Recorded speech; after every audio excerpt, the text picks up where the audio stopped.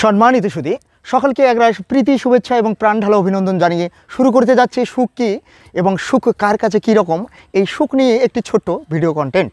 সুধী দর্শক, সুখ কথাটি ছোট্ট অতি কিন্তু যেন ভাই সুখের চেয়ে মধুর কথা ত্রিভুবনে নাই।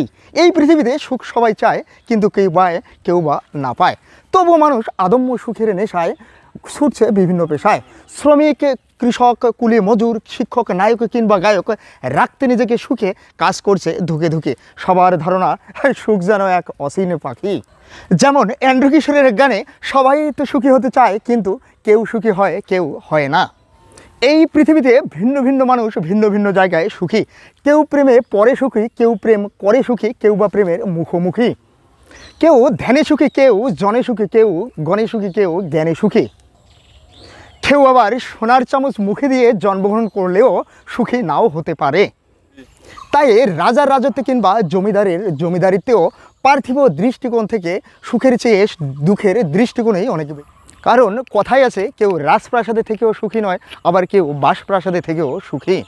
ইংরেজিতে একটি প্রবাদ আছে, a beggar may be happy if he gets a coin, on the other hand a businessman who has a huge amount of money may not find happiness. যারা মাসে কোটি টাকা করে আয়, লক্ষ টাকা করে বয়ায়, তাদের মনে একটাই ভয়, যদি কোনো কারণে কোনো দুর্ঘটনা হয়।